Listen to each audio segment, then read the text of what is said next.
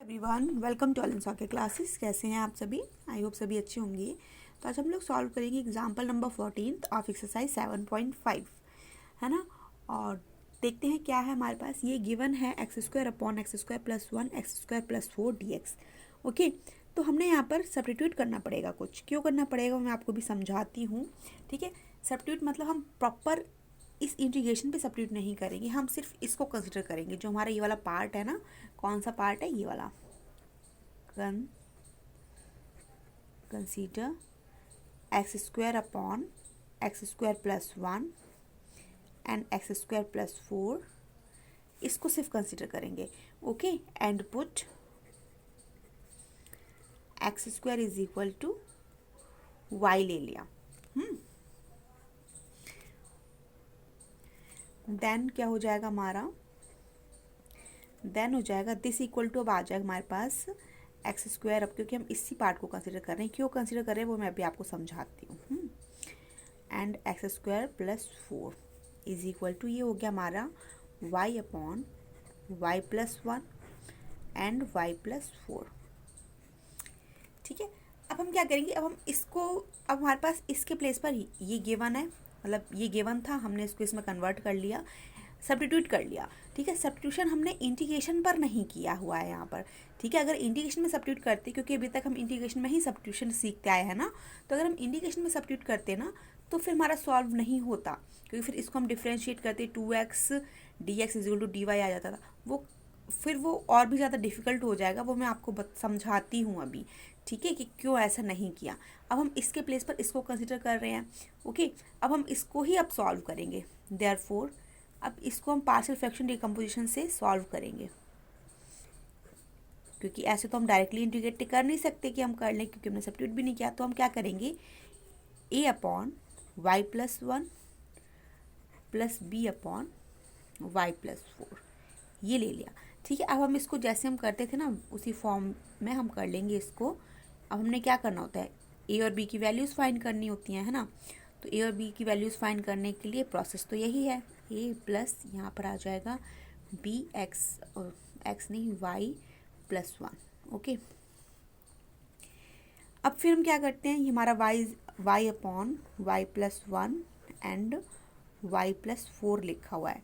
ठीक है, तो इससे तो ये टर्म कैंसिल आउट हो जाएगा। तो हमारे पास क्या बचेगा? हमारे पास मिलेगा हमको y is equal to Y plus 4 A plus B Y plus 1। Okay, अब हमने यहाँ से क्या चाहिए होता है? ए और बी की वैल्यूज़ चाहिए होती हैं। ठीक है, ए और बी की वैल्यूज़ चाहिए होती हैं, तो हम क्या करेंगे? मैंने बताया था, जो हमने मेथड लास्ट एक्सरसाइज में यूज़ किया था ना ए और बी की वैल्यूज़ फाइंड करने के लिए, आप उस तरीके से भी फाइंड कर सकते हैं। ठीक है, लेकिन वो मैंने प्रॉपर सिखाया हुआ था उस टाइम, तो इस बार मैं अलग मेथड यूज़ करूँगी, फैक्टर वाला मेथड यूज़ करूँगी। जो भी फैक्टर्स है ना, इन्हीं को यूज़ करके, है ना। तो हम करेंगे put y is equal to, यहाँ पे y प्लस 4 है, तो y इज इक्वल टू -4 ले लेंगे। तो यहाँ से हमको मिल जाएगा -4 इज इक्वल टू, ये तो 0 हो गया, प्लस, और ये हमारे पास क्या है? b है, और यहाँ से -4 प्लस 1, तो यहाँ से हमको क्या मिल जाएगा? b इज इक्वल टू मिल जाएगा हमने -4 यहाँ पर है, -3 यहाँ से आएगा। ठीक है, तो 4/3 मिल जाएगा, है ना। ये मिल गया। अब हम क्या करेंगे? नाउ पुट ये वाला फैक्टर इसको ले लेंगे, y is equal to -1 put कर लेंगे। ठीक है, y is equal to -1 put करेंगे, तो हमने यहाँ से मिल जाएगा -1 is equal to -1 plus 4 A plus -1 यहाँ पुट करेंगे तो 0 हो गया। ठीक है, तो हमने यहाँ से a की वैल्यू मिल जाएगी, a इज इक्वल टू मिल जाएगा -1/3। ठीक है, a और b की वैल्यूज़ आ गई हैं अब हमारे पास, है ना। अब हम क्या करेंगे? ए और बी की वैल्यूज़ यहाँ पर पुट करेंगे। ठीक है, और दोबारा से जो हमने लिया था ना y इज इक्वल टू, जो भी y इज इक्वल टू लिया था ना एक्स स्क्वायर, इसको कन्वर्ट कर लेंगे, क्योंकि क्वेश्चन तो हमको एक्स के फॉर्म में गिवन है ना, तो आंसर भी हमने एक्स के फॉर्म में ही देना होगा। ठीक है, ठीक है, अब हम लोगों ने क्या किया? ए और बी की वैल्यूज़ निकाल दी हैं। ठीक है, अब ए और बी की वैल्यूज़ निकाली। अब आप कहेंगे कि पुट हमने किस में करना है? इसमें ही अगर पुट करेंगे ना, यहाँ पर y प्लस वाई के फॉर्म में है, तो देखिए मैं आपको बताती हूँ, क्योंकि हमने अगर हमको क्वेश्चन एक्स के फॉर्म में गिवन है ना, तो आंसर भी हमने एक्स में ही चाहिए है। ठीक है, लेकिन हमने ये सब्स्टिट्यूट क्यों किया है? y इज इक्वल टू क्यों पुट किया है, और प्रॉपर क्यों नहीं किया, ये मैं आपको अभी समझाऊंगी, दोबारा से सारा समझाऊंगी कि ऐसा क्यों किया है। क्योंकि हमने सब्स्टिट्यूशन यूज़ किया है, लेकिन हमने यहाँ पर डिफ्रेंशिएट नहीं किया। जबकि अभी तक आपने सब्स्टिट्यूशन सीखा हुआ है, उसमें आपने क्या सीखा था कि हम x यहाँ पर हम इसको भी डिफ्रेंशिएट करते थे, फिर जो भी वैल्यूज़ आ रही थी उसको पुट करते थे। वो क्यों नहीं किया वो मैं आपको अभी सारा समझाऊंगी। ठीक है, अभी हम क्वेश्चन सॉल्व कर लेते हैं। तो अभी आप समझिए कि this equal to this given है, यस ठीक है, this equal to this given है। तो अब हमने सिर्फ सिंपल ए और बी की वैल्यूज़ निकालने के लिए y को सब्स्टिट्यूट किया था, सिंपल ए और बी की वैल्यूज़ निकालने के लिए, है ना। तो अब हम y का कोई यूज़ नहीं करेंगे, हमने दिस इक्वल टू दिस लिया था, ठीक है। अब हम दिस इक्वल टू ही लिखेंगे, एक्स स्क्वायर मतलब दिस इक्वल टू ये लिखेंगे, और इसके इक्वल में क्या लिखेंगे, ये वाला फॉर्म लिख लेंगे, a upon x square plus 1 plus B upon x square plus 4, क्योंकि जब दिस इक्वल टू दिस है तो obviously this equal to this है, ठीक है। तो अगर दिस इक्वल टू दिस है तो फिर this equal to obviously this हो जाएगा। क्यों हो जाएगा, क्योंकि हम यहाँ पर इसके इक्वल करेंगे तो यहाँ पर हमारा a अपॉन क्या हो जाएगा, X square plus 1 plus B upon x square plus 4। ये बात आप समझ रहे होंगे, है ना। तो अब हम वही करेंगे, ठीक है। नाउ बाकी का भी ये क्यों सब्स्टिट्यूट किया और हमने डिफ्रेंशिएट क्यों नहीं किया मैं आपको भी समझा दूंगी, है ना। तो नाउ क्या हो जाएगा, हमारे पास जो गिवन था ना, X square upon x square plus 1 X square plus 4 is equal to, अब हम क्या करेंगे, जो हमारा ए की वैल्यू आई है ना, ए की वैल्यू क्या आई है, -1/3 आई है, 1/3 लिख लिया। और यहाँ पर हमने क्या लिखना है, ये वाला लिखना है, X square plus 1 plus B की वैल्यू आई है 4/3 आई है, और हम लिख लेंगे यहाँ पर एक्स स्क्वायर प्लस 4, ठीक है। अब दिस इक्वल टू दिस है, अब हम क्या करते हैं, इंटीग्रेट कर लेते हैं इजीली, ठीक है। तो देयरफॉर अगर इंटीग्रेशन का साइन लगा लेंगे दोनों साइड तो हो जाएगा हमारा X square upon x square plus 1 and x square plus 4 dx is equal to, यहाँ भी आ जाएगा, यहाँ पर -1/3 कॉन्स्टेंट है, बाहर लिख लेते हैं, 1 upon x square plus 1 dx plus 4/3 1 upon x square plus 4 dx, ये लिख लिया।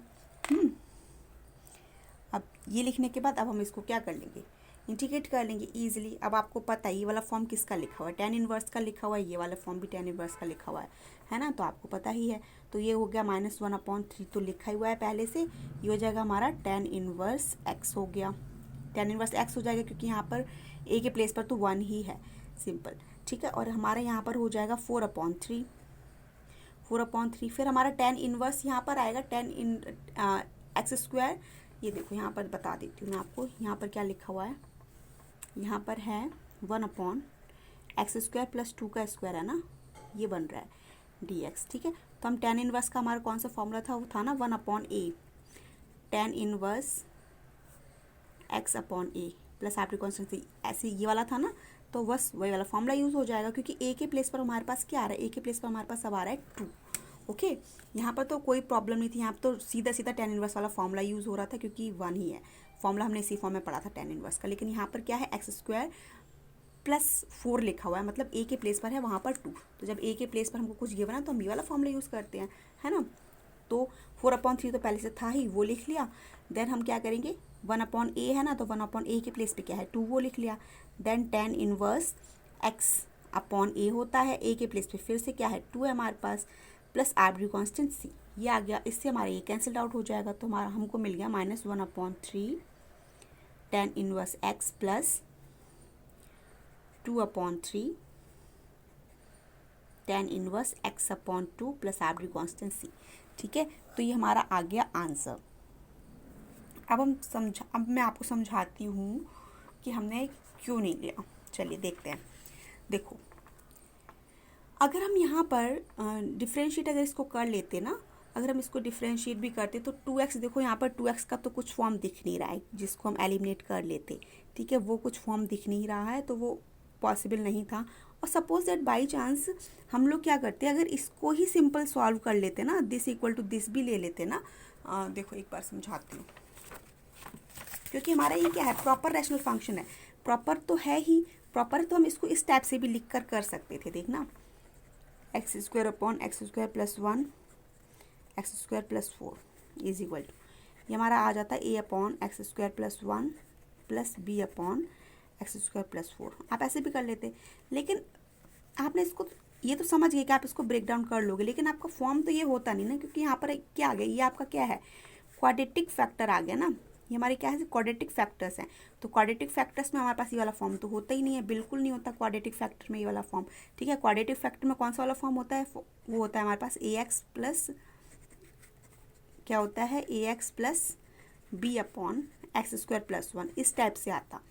एक फैक्टर ये है, इस टाइप से आता। फिर अगर हम इसको इस वाले फैक्टर को लेते, क्योंकि ये क्वाड्रेटिक फैक्टर्स आ गए ना, ये भी क्वाड्रेटिक है, ये भी क्वाड्रेटिक है। फिर अगर हम इसको लेते तो यहाँ पर आ जाता हमारा c x plus t upon x square plus 4। ठीक है, सॉल्व इससे भी हो जाता, लेकिन हमने यहाँ पर 4 कांस्टेंट आ जाते, ए बी सी डी। ठीक है, तो इस फिर करते तो थोड़ा हो तो इससे भी सॉल्व जाता, लेकिन थोड़ा सा क्या है, लेंथी क्वेश्चन हो जाता, क्या ही फ़ायदा है। ठीक है, तो ये हमने इसलिए यूज़ किया है क्योंकि हम ईजिली जो मेथड हम यूज़ करते आए हैं ना, उसी से ही सॉल्व हो जाए प्रॉपर, ज़्यादा हमको कैलकुलेशंस ना करनी पड़े। और बाकी का प्रॉपर तो ये था ही, पहले से ही प्रॉपर था हमारा, तो कोई दिक्कत नहीं थी। जब भी आपके पास इस टाइप से फॉर्मेट आता है ना, आप हमेशा सब्स्टिट्यूट करिए X square is equal to Y only for this, not for integration part. ठीक है, जब इंटीग्रेशन पार्ट के लिए हम सब्स्टिट्यूट करते हैं तब फिर इंटीग्रेशन पार्ट से भी हो जाता है। जैसे कि हमारे एग्जाम्पल नंबर 15 है ना, वो हमने कुछ सब्स्टिट्यूट किया है, लेकिन वो हमने इंटीग्रेशन पार्ट के लिए सब्स्टिट्यूट किया है। लेकिन यहाँ पर हमने जो सब्स्टिट्यूट किया है वो हमने किया है only for the partial fraction. Only for the partial fraction के लिए हमने यहाँ पर क्या किया है, सब्स्टिट्यूट किया हुआ है। हमने इंटीग्रेशन पार्ट के लिए सब्स्टिट्यूट नहीं किया है, इसलिए हम लोगों ने यहाँ पर D Y upon D X नहीं लिखा। समझ गए आप? ठीक है, यहाँ पर हम लोगों ने सब्स्टिट्यूट किया है only for the partial fraction, जो पार्शियल फ्रैक्शन पार्ट था ना उसके लिए, तो इसलिए हमने यहाँ पर D Y upon D X use नहीं किया। हमने इसलिए यूज़ किया ताकि हमारी ए और बी की वैल्यू आसानी से आ जाए, क्योंकि ये मेथड हमको पता है। ठीक है, तो बहुत आसानी से कर लेंगे मेथड। आपको मैं ये नहीं कहूँगी मेथड तो आप इससे भी सॉल्व कर लेंगे, आप इससे भी सॉल्व करेंगे तब भी आ जाएगा, लेकिन यहाँ पे A B C D 4 constants हो जाएंगे, उनकी वैल्यूज़ निकालेंगे फिर सॉल्व करेंगे, लेंथी हो जाएगा। लेकिन इससे हमारा ईजिली सॉल्व हो गया, देन हमने again this equal to this put कर दिया, हमारा आसानी से आंसर आ गया, ईजिली सॉल्व हो गया ना। ठीक है, तो आप समझ गए इंटीग्रेशन सिर्फ किस पार्ट के लिए हुआ था, पार्शियल फ्रैक्शन के लिए यूज़ हुआ था, सिर्फ इंटीग्रेशन पार्ट के लिए यूज़ नहीं किया था हमने सब्स्टिट्यूशन। जब हम इंटीग्रेशन पार्ट के लिए सब्स्टिट्यूशन यूज़ करते हैं तब हम फिर D Y upon D X भी निकालते हैं, वो पुट करते हैं, देन फिर सॉल्व करते हैं। ठीक है, एग्जाम्पल नंबर 15 हमारा जो होगा वो इंटीग्रेशन पार्ट के लिए सब्स्टिट्यूशन होगा। ठीक है, वो भी हम सीखेंगे। ठीक है, और वीडियो अच्छा लगा हो तो लाइक करना भूलें and share with your friends. Thank you for watching, bye bye.